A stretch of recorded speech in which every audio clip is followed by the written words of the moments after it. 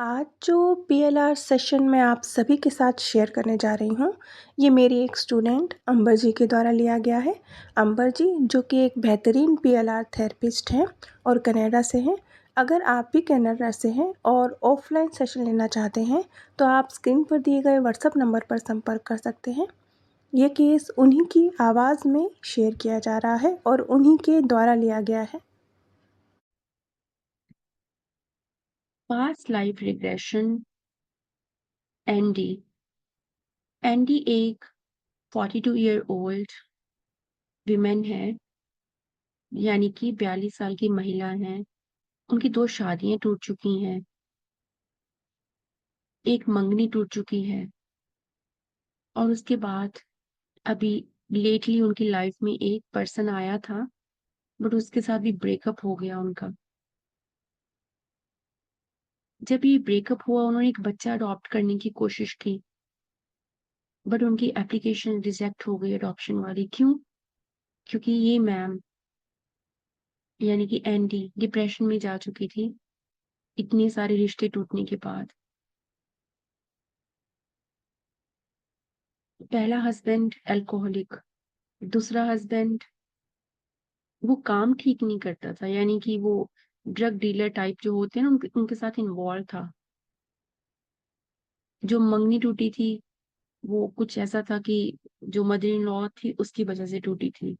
और अभी जो ब्रेकअप हुआ था वो इनकी वजह से हुआ, क्योंकि इनकी इमोशनल हेल्थ बहुत खराब हो चुकी है, डिप्रेशन में है, इसलिए वो छोड़ के चला गया इनको वो बंदा।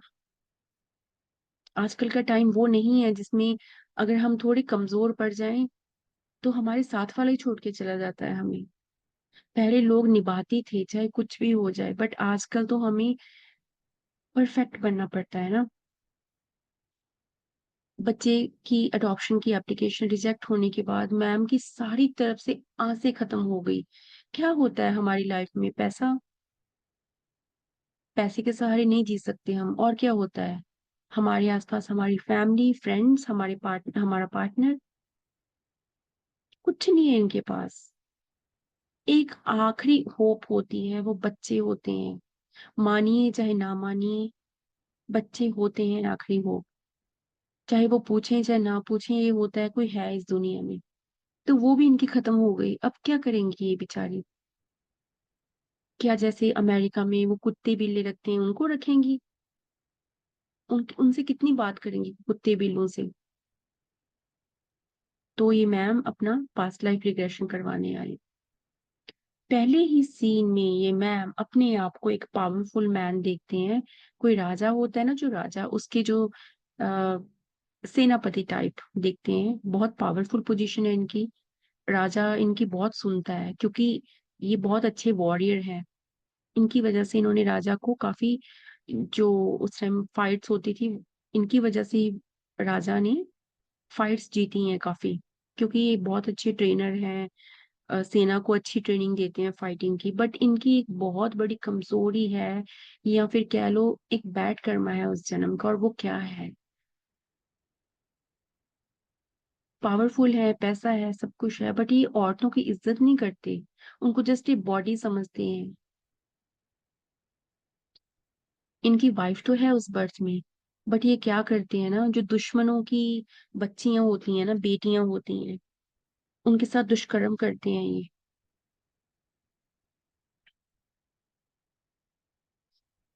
एक बच्ची है, उसकी शादी होने वाली है, वो 17-18 की है, उसकी शादी होने वाली है।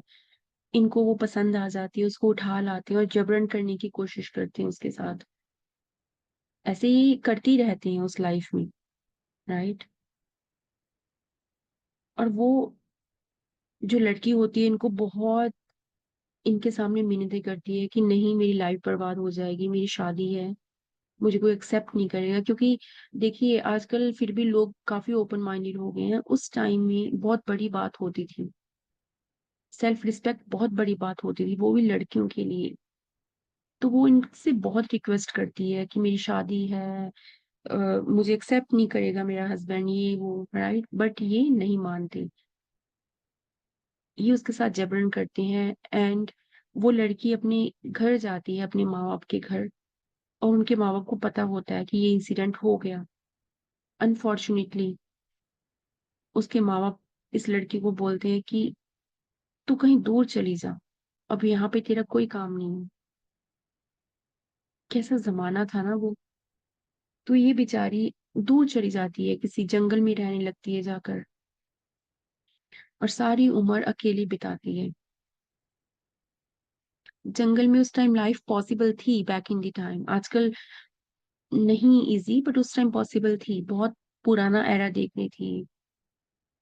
तो वो लड़की पूरी उम्र अकेले रहती है और अ, इनको लाइक जो सेनापति हैं, जो इस जन्म में मैम हैं ये वाले, बहुत बददुआएँ देती है इनको वो, कि जैसे मेरी लाइफ में मैं अकेली रही हूँ, वैसे ही तुझे भी पता चले कि अकेले रहना क्या होता है। बिना पार्टनर के, बिना बच्चों के क्या होता है अकेले रहना।